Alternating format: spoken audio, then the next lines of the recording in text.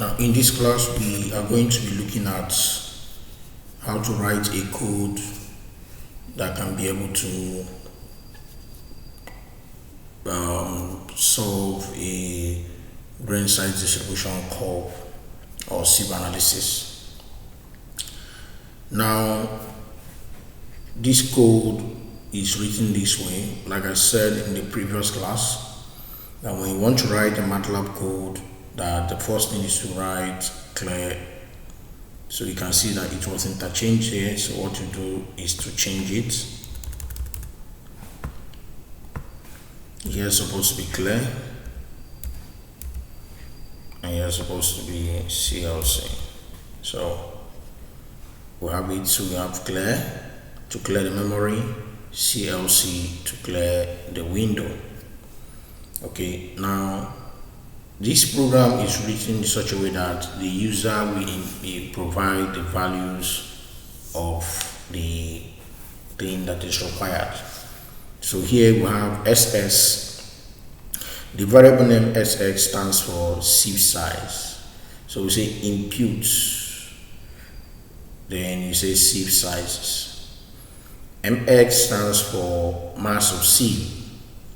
So we say inputs, mass of sieve. In other words, you can describe these values using percentage, and the system will not run it. Yeah, percentage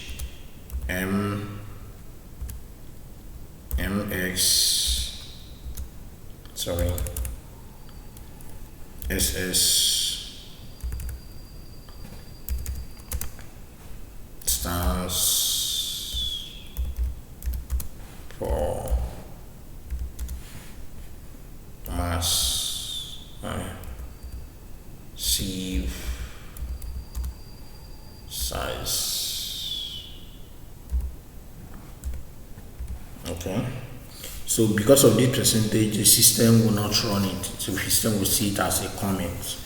So you can do the same thing to others. Anything you want to describe in your program, use percentage.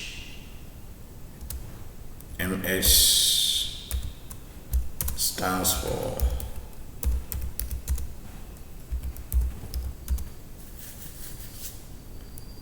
mass of sieve. Okay, so MSSS stands for mass of sieve and soil. Mass of sieve and soil. So now these are the three things that you get from the lab. Mass of sieve return, and other things, percentage passing and mass passing is going to be generated by the system. So how do you write a program that will make the system to generate it? The first thing is MSR, which is mass of soil return. We know that for us to get mass of soil return in each of the individual sieve, we are going to minus mass of sieve plus soil minus mass of sieve. So that is why I have variable MSS minus variable MX. Remember, these two variables are going to have values. Two of them are going to be of equal vector. So we have that. Now we have mass of soil passing sieve 1, mass of soil passing sieve 1. So for us to get mass of soil passing sieve 1 is going to be the sum of mass of soil return minus mass of soil return at number 1. Okay, mass of soil return minus summation of mass of soil return minus mass of soil return for the first element of mass of soil return. The same thing, it will now be mass of soil passing number 1 minus mass of soil return for element 2 of mass of soil return.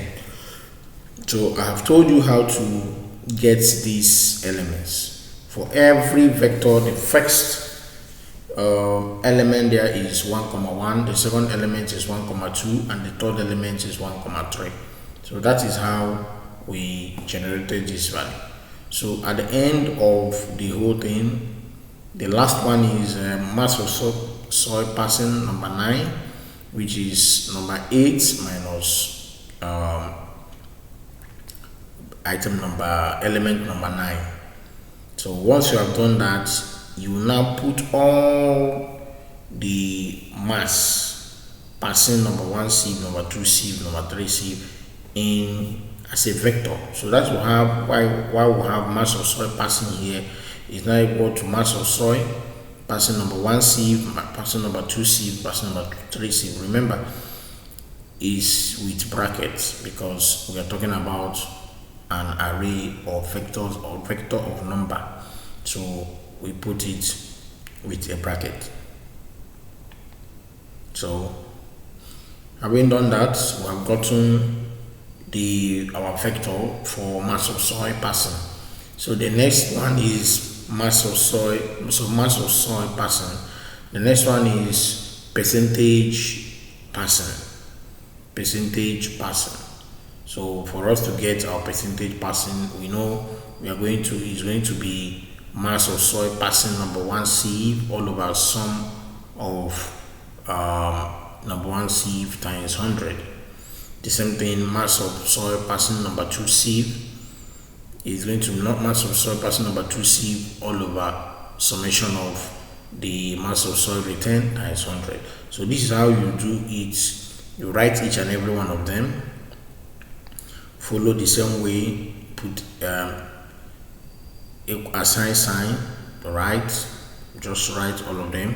Now after, you now have your percentage passing as PP, assigned to PP, and the vectors are P1, P2, P3, P4, P5 to P9, and these vectors are these values from here. We have shown how we generated them, so we include them as a vector. Now we now have a table, a variable called table. You know that for your sieve analysis table, you're going to have sieve size as a heading, you're going to have mass of sieve as a heading, you have mass of sieve plus soil as a heading, you're going to have mass of soil return, mass of soil passing, and percentage passing. So that is why we have included them this way. Now please, I want us to look critically at this. Now you see, when we say table, you can see that like in this one, these one are single elements that we have brought together to form a vector. Now these ones are vectors that are brought together to form an array. So that is why you have semicolon here, while in this one there is no semicolon. What you just have is a space. So to separate one vector from the other, you must put what? You must put semicolon. So that is why we did this. Now we tell the system to declare, okay, the system to display these values. So let's add something to this. We didn't declare the caption of the graph, so first of all, say display.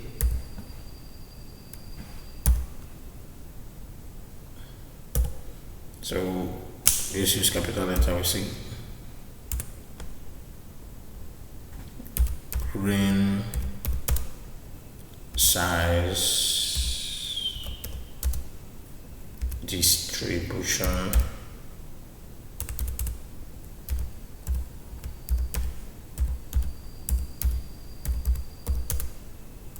table. Grain size distribution table. That's the caption. So now we say display. Now this is the heading of all the of each of the columns. Remember here we have table, we just use the short code which we use as variables here to represent them in table. But now we want to display it on the screen. We are not going to do that.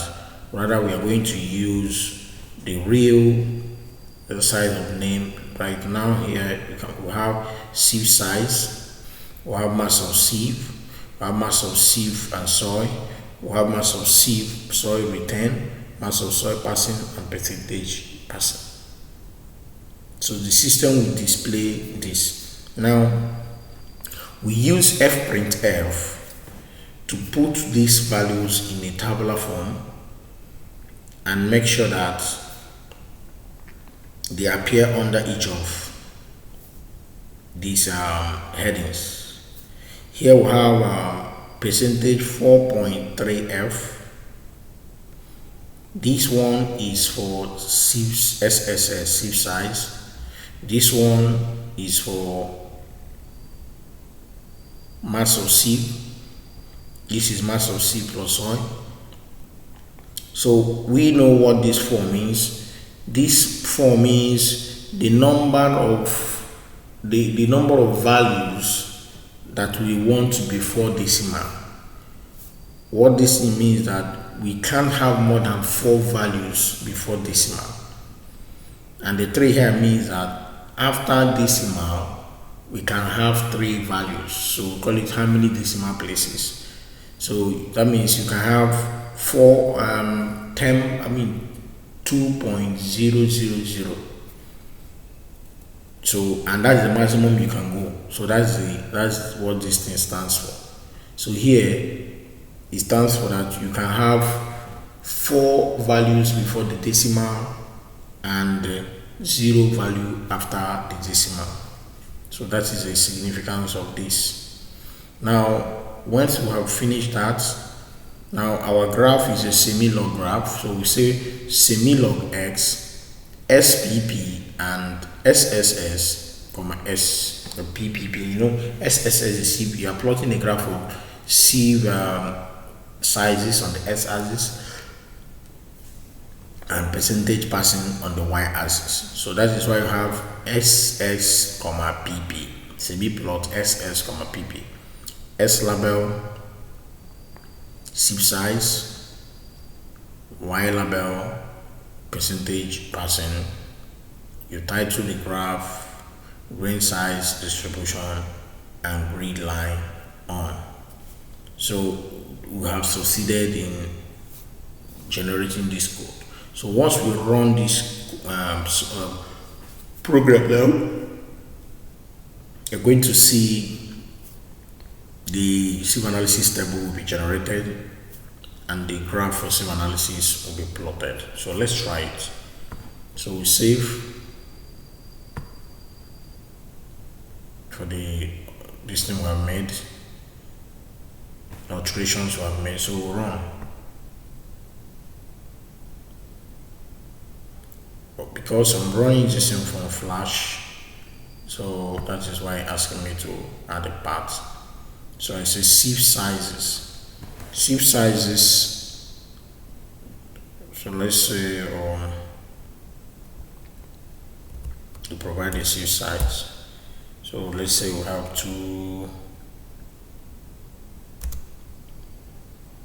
1.8, 2.6 to 1.8, 0.8,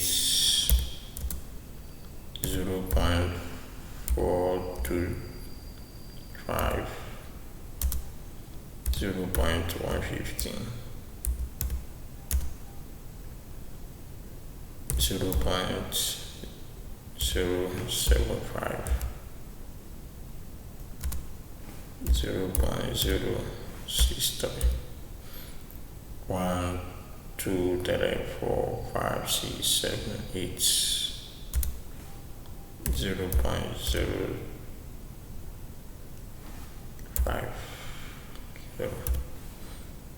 So these are the sieve sizes. So we say mass of sieve So let's assume that the mass of sieves are equal at to 200 grams.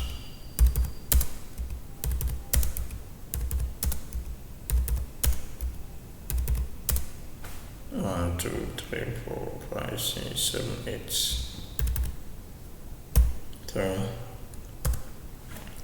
So we have values of mass of sieve and soil. So you create it. So you enter the values. So let's say 350, 330, 310, 300, 295, 282, 263,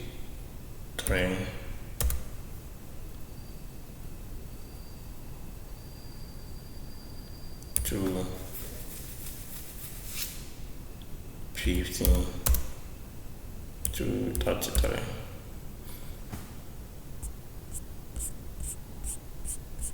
So these are the three values the system will demand from you: sieve size, mass of sieve, and values of sieve. So when you have done this, you press enter, and the graph and the charts are being created.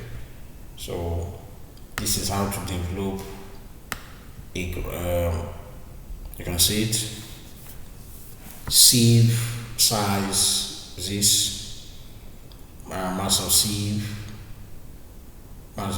plus soil. This is a grain size distribution chart. So this is your chart. So you can see the sieve size is 2.06, 2.00, 1.8. These you can see. So these are our mass of sieve. These are our mass of sieve and soil. This is mass of soil return, mass of soil passing, and percentage passing. So you can see how we are able to create this result. So let's go to the graph side of it and see. Look at the graph. You can see the graph I've plotted. This is a percentage, a semi-log graph. This side is a log graph, and this side is a linear graph. So you have your title, grain size distribution, you have your labels, S labels and Y labels. So everything is the way it's supposed to be. So remember, if you want these lines to change to whatever, so you can still come here back in your program and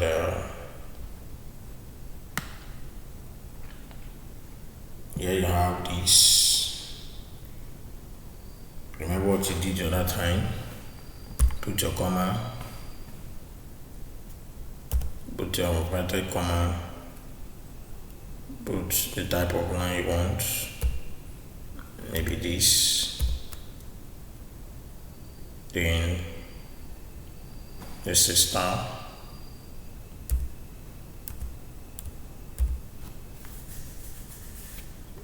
then maybe red.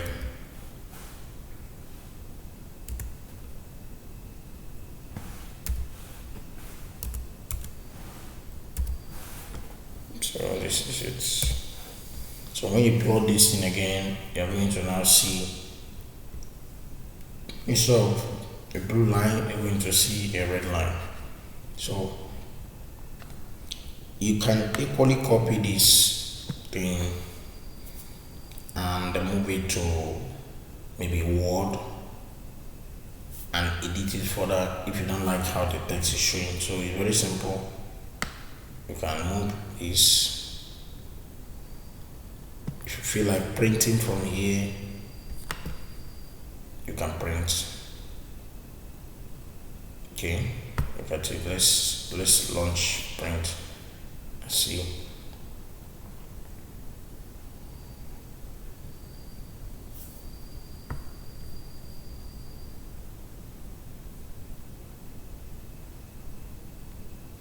It's running, so it's still hanging. So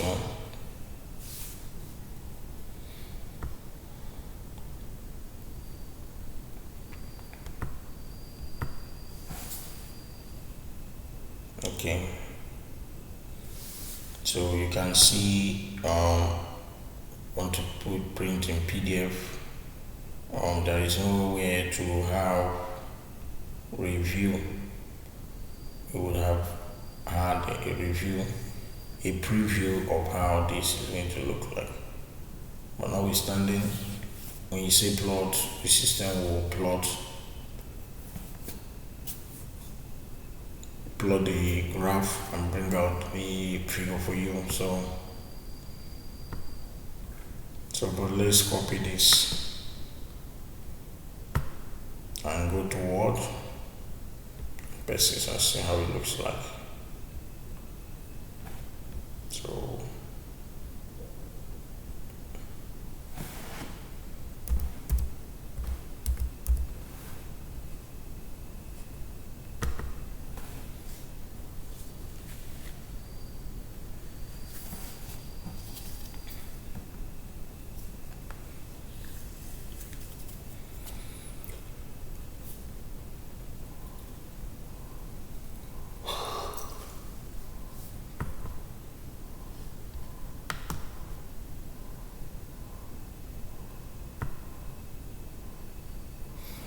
you can see it's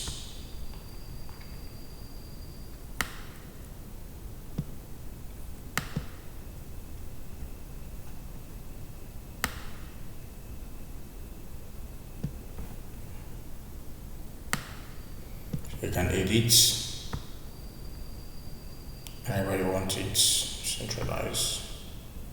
So MATLAB is not for word editing or word forming. So all those things you cannot do there, you can equally do them here, and that's it.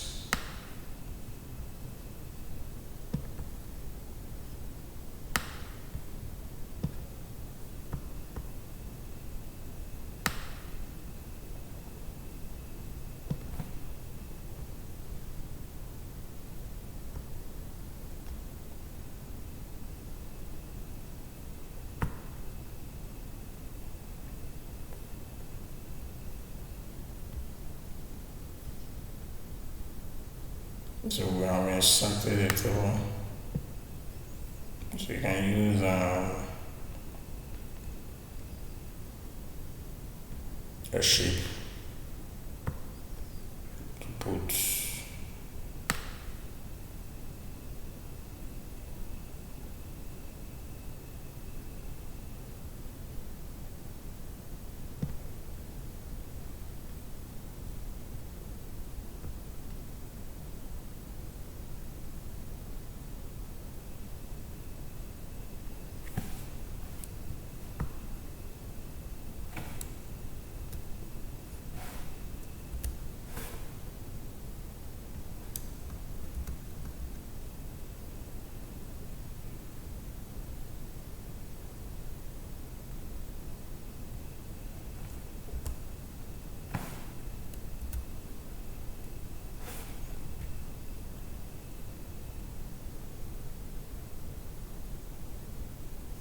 so you can edit the values the way you want it and prepare it and bring it out. So you can do that in Word. So that is it. So let's go back to MATLAB. So you can see how these things we have been able to achieve it. You can print from here directly. You can send to Word and print from Word. So or however you want it, because here you cannot edit the words. There are no room for you to edit the characters or change the characters. So that is how to plot.